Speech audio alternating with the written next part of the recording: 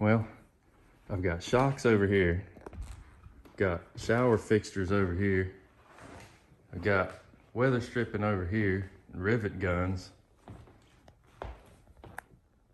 and a diesel heater under here, tire covers, and then I've got spray foam back here.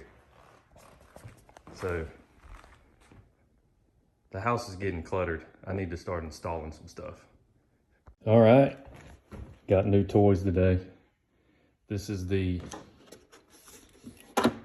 737, I don't know, I can't remember what it is, but it's basically the rivet gun that they sell on airparts.com, and it's I think it's the same one they have on the other air. There's another website that sells airplane stuff and Airstream stuff, and they carry the same one. So apparently it's a good one. And I got a bunch of 5/32 rivets in different lengths so that I would not have to worry about having the right length. They're not that expensive, $7 or something for a 1/4 pound, you know, $21 or so for 3 bags, somewhere in that neighborhood, $20–30. And the rivet gun itself was, I want to say, well, let me look,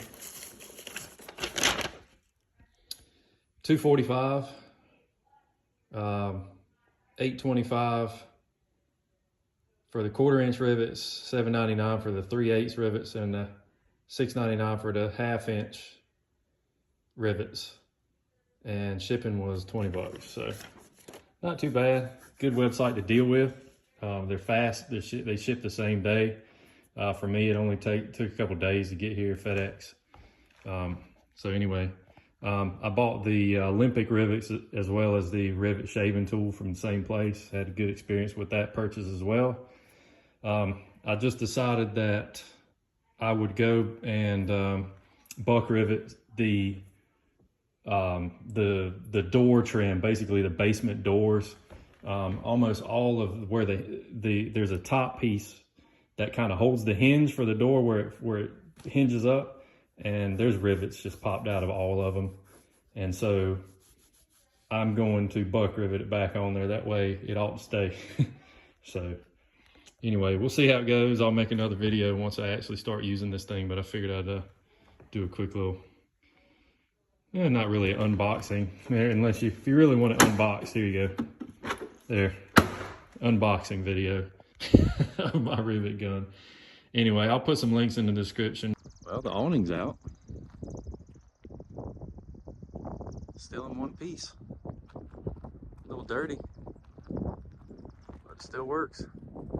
All right, so now that I know the awning is okay, fairly okay, I'm gonna go ahead and start removing these support arms, because up here at the top, these are very loose, and pretty sure that's where a lot of my water's getting in. So I'm gonna take these arms off and take them in the shop and get the wheels broke loose. And this one over here, kind of the pin broke off, so I'm gonna have to kind of rebuild these. Zip Dee calls them clamps, because they clamp the awning against the side of the coach when you're not using it. But these need to be kind of cleaned up and fixed up or replaced. So they're coming off. And then for right now, I'm just going to put a piece of tape over the holes, and that'll tell me if my leaks are fixed.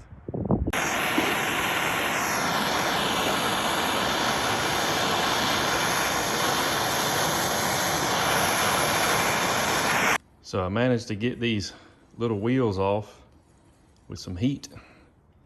And what I'm doing now is I'm just running a tap down through, cleaning out the threads, and I'll run a die down this bolt right. See that aluminum in there? Some of the threads came out with it, but I think there's enough left for it to still work. So I'm gonna clean these up real good and go from there. I already got this one done, but you can see kind of what happened there. It had probably already had a crack started from the corrosion, and when I heated it and started turning it, it let go. But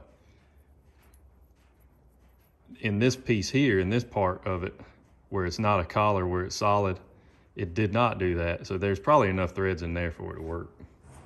So I'm gonna try it out.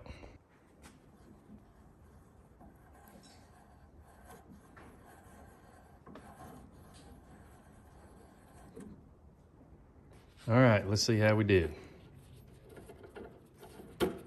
Oop. Oh yeah, much better. So just in case y'all weren't aware, always a good idea to put anti-seize on anything when you're taking like stainless steel bolt and putting it into aluminum, dissimilar metal. Definitely want to put some anti-seize on there, and that'll help keep them from seizing up like they were in the future. So that's what I'm doing now. I'm just gonna put a little anti-seize and start trying to put these back together. So the little pins that go through here to kind of hold the wheel in place, or one of them broke and the other one's pretty beat up. So I was thinking about taking a couple of these screws and then drilling the hole out to where this screw will go through there. Basically drill it out on this side and then tap it on this side so that you can put this screw through, so that you can throw this screw on the floor so that you can put this screw through here and hold it on. I can order pins. I could order this whole thing for 20 bucks, but I was just trying to see if I could fix it.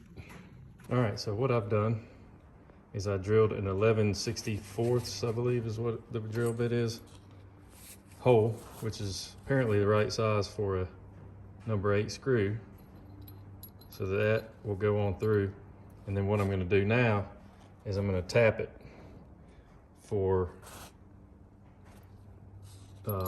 what is this, number 832, number 832 thread, and see if I can get this to work.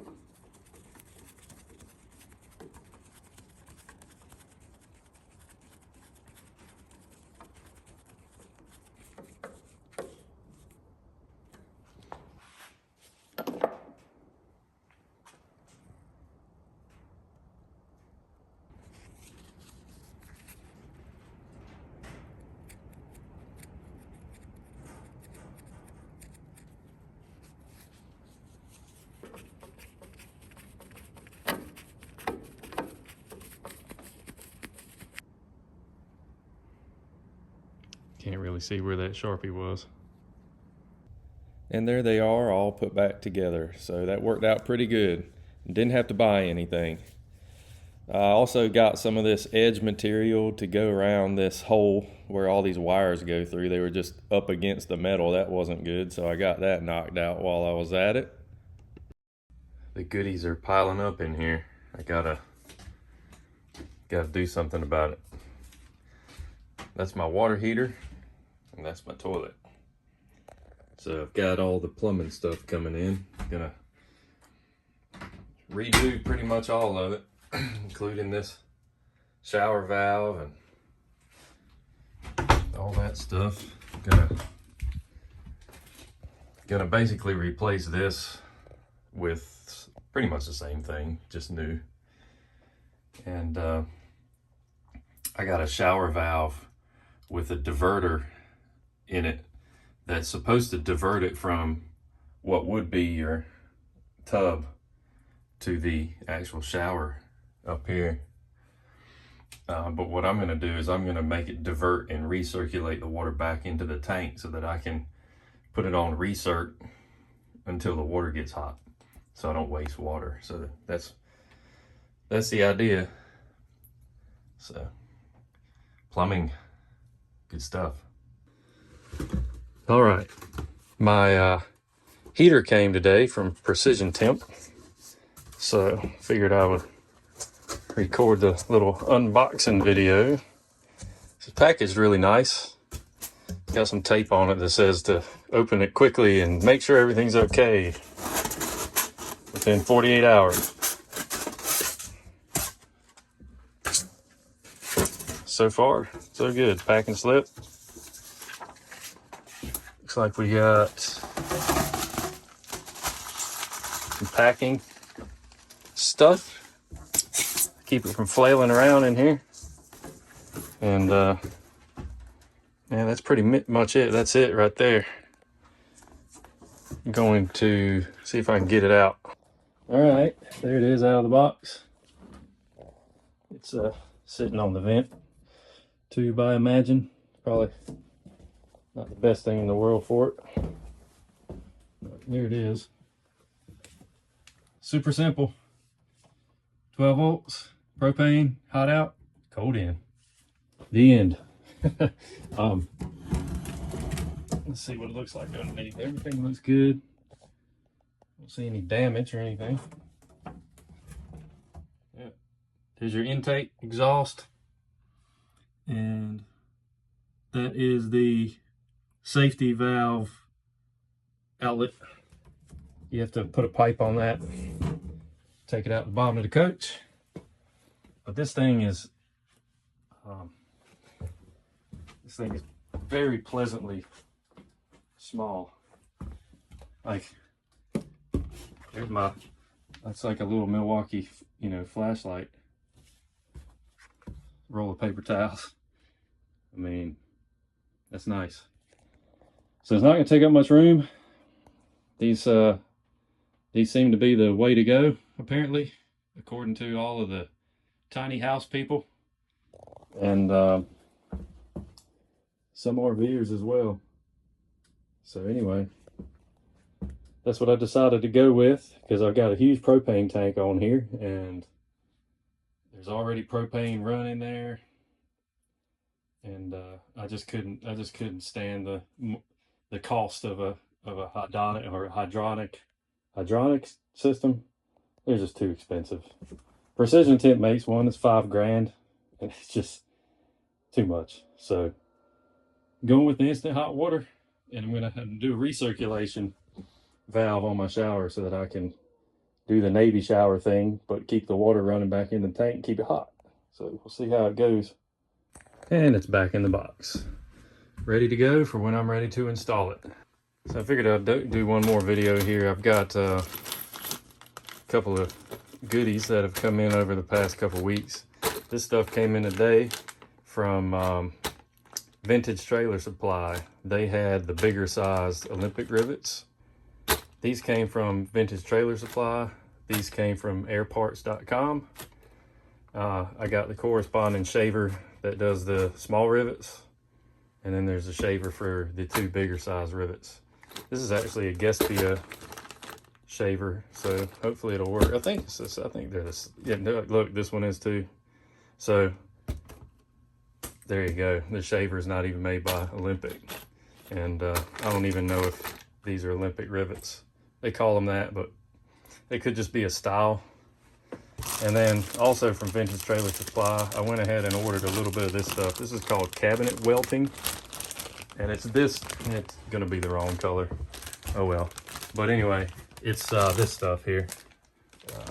See if I can find a good shot. And it's kind of dark, but you get the idea. What they do is they put this stuff everywhere a cabinet meets a surface or a cabinet meets another cabinet. They put this stuff in there, and I think what it does is it keeps things from squeaking. But I may do a little custom cabinetry back here in this corner, so that's what I ordered it for. But it does look like it's going to be the wrong color, but it'll probably look all right. we'll see. Jury's out on that one. But anyway, two really cool places, Vintage Trailer Supply and airparts.com. If you've got an old bus like this or Airstream, definitely check them out. I used some of these today to put a bracket back on for my awning, and it worked pretty good. I'm thinking it might not be quite long enough. The two bottom ones broke off way early, so I may have to go back out there and try that again, but to be continued on that one. But I've used a couple of these. These are the ones with the washers. You can see they got little washers. What I've heard just from the different websites and everything is most people just don't use these. The only time you would use them is if they're not going to be, a lot of people don't use them unless they're somewhere they can't be seen, because they do stick out a little bit. And I did verify that. I used a bunch of these down the side of my bus and they do stick out a little bit. I don't really care. But these are going to be more flush and pretty without the washers. Now, it doesn't take anything to pull these little washers off. There ain't nothing to them. So there you go. There's something to keep in mind. I think these cost a little bit more, so probably not worth it unless you have a special use case for them. And I've also heard that once you shave them, and if you do everything right, they're pretty much waterproof anyway. Some people like to put a little dab of silicone behind them. Not a bad idea. So, or polyurethane or urethane or whatever you like. I did not do that on these because I had the O-rings. I figured I'd see how it went. But I've basically just been in the process of trying to tighten everything up on the outside of the bus and stop leaks. So I figured I'd go ahead and get the right tools to redo things right. I've got a bunch of doors that are trying to fall off underneath that just need to be re-riveted. For those, I'm probably gonna end up doing buck rivets. But if I can't, I've got these guys. So anywho, all right, so I'm digging rod out around the front door here, and it's been running down in behind the wall, and as you can kind of see, it's just kind of pulled up here, rotted the floor out, and all this is pretty much gone through here. So you can kind of see up under there, it's rotted, and then up here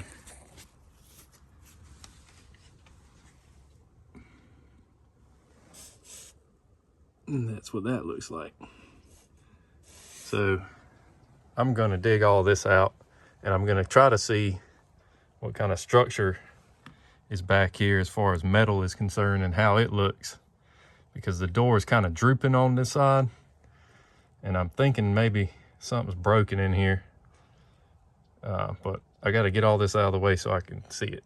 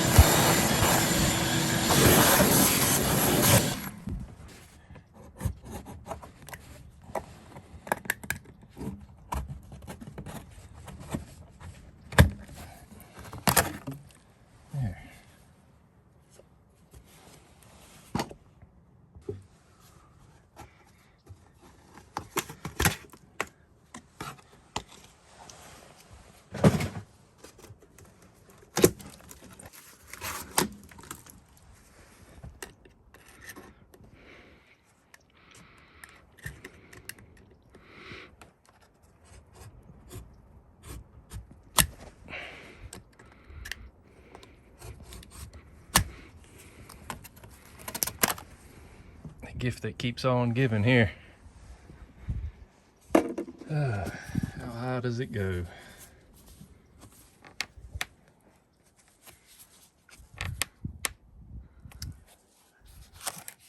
Looking like all the way to the top.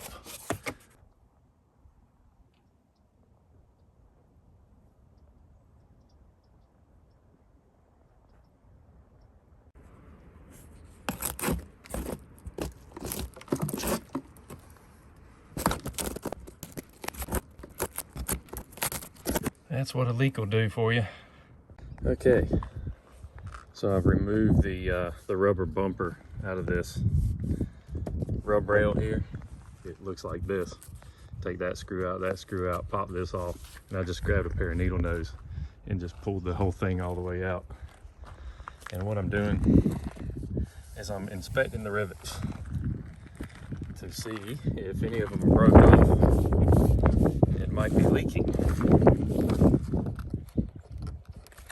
Just kind of wiggling this to see. I was afraid I broke one off right here. I did. When I tightened this up from the inside, I through bolted it. It kind of pulled in on the skin and pulled this one away and popped that off. Of course, if it did, where'd the head go? Interesting. Anyway, doesn't matter. I'm gonna put one back and seal it. That's what I was afraid of. So what because I did all this to reseal the hinge for the awning, and what I didn't want is to have it rain. It's about to rain tomorrow or tonight or something. I didn't want to have it rain and then be leaking through this hole right here, and I'm wondering if this repair was good or not because it's leaking through here. So glad I decided to do this. I'm going to fix this real quick. So I want to show y'all something real quick. This is what I'm using to caulk this rivet.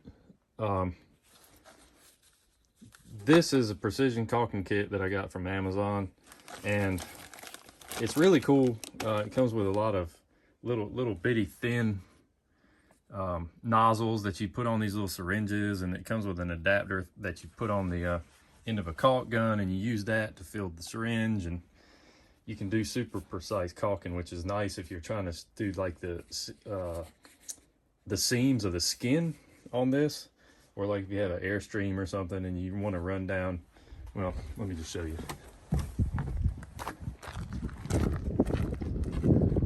One of these seams like this, like if you wanted to try to put a bead of caulk down that, you can do that. And I did it on the other side. That's what I got them for. But what's really cool is I filled this up like weeks ago, and every time I get done with it, I just squeeze a little bit out the end there, and until I have like a little pile of it, and then I wrap it in a paper towel and I leave it. And it's really easy to just, you know, to pop that little thing off the end, take it all, push off. You know, I can unscrew this tip and take it out of here. You can just, it unscrews, and you can use an awl or something and just push the dry stuff out the back and then screw it back on and go again. So I've been using this same little syringe of Sikaflex 221 or whatever it is for weeks. So yeah, it's good for precision caulking, but it's also good for just saving caulk and using it over and over. Meanwhile, the big tube is just somewhere else sealed up. Probably drying out, but anyway, figured I'd show you. Works pretty good. So I got a pop rivet there, a very loose looking rivet there, two more there,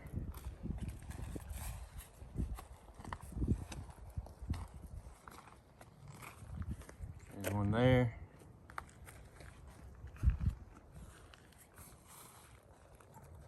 I think that's about it. But all of these pop rivets are potential leak points because the water can just run right behind there and go in. Not only that, but it's a water collection point, so it sheets down the side of the bus and it piles up, you know, piles up right here, and it just, I would imagine if there's a hole there, it's just gonna pour right in. So I am hoping and praying that if I plug that hole right there, that it stops this leak, because I've been chasing it now for a month. Okay, so I think we're on to something here. So I was drilling this one out, and this one looked kind of loose, so I drilled it out, And then that one looked kind of loose, so I drilled it out. And when I did, this whole thing just popped. And all down to that latch right there, they all popped off. And the other thing I'm seeing that I don't like is there are holes. Let's see if I can get the camera angle here. But if you look, there's a hole here and a hole here. Okay, yeah, good, makes sense, yeah. But what about that hole? No hole. Hole. Yeah, there's no rivet in there to seal that hole. So, I mean, there you go. That's just gonna pour on, you know, that's just gonna run down the back of that skin and go right in the coach. So, I think we're starting to kind of, like I said, I hope I am kind of stumbling across the issue here, because when it leaks, it leaks fast. In other words, it starts raining. As soon as there's enough rain, I think, to run down this wall, it goes behind this and it goes in. It doesn't have to, in other words, it's not like it's having to trickle down through the foam all the way down and it takes hours. It starts leaking pretty fast if it rains hard. So that would make sense, because it's coming down and it's going right in, and it's going in the floor. So I don't know. I've had a lot of theories about this that haven't all been correct. So we'll see what happens. But I think what I might end up doing, which kind of sounds crazy, but I may just end up drilling every single one of these rivets out and take this whole thing off and re-rivet it. I've got some rivets that are sealed in the back, so that you can, you know, you can kind of just rivet it and forget it. Then maybe just put like a little dab of silicone in the hole. I bought 250 of those in anticipation of this, having to do this. So I may just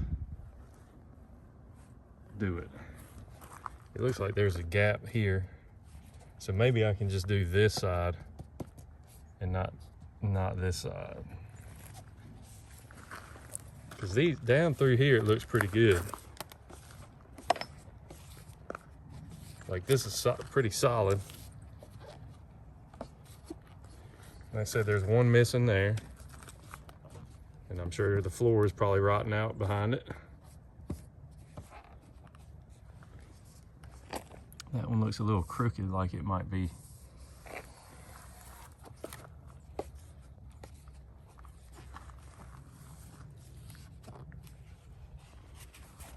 I wonder, I really think this thing, something happened. A tree fell on it or got wrecked on this side or something, because you got that damage up there that's got Bondo in it. This seam was kind of a mess. And now I've got all these rivets with issues over here. It's like this has been repaired before, and that would explain a lot.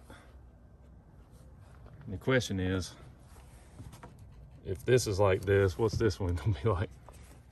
This one feels pretty good. I don't know, we'll see. But that's what we got. Well, we got it off. Here's what's behind door number 2 or 3 or 12. So here's what we got. 2 pieces of skin meat here. Some of the rivets that hold it together are happy and good, and some of them are not, like this one. This one's a little loose. There's that one's gone. A bunch of them are just gone.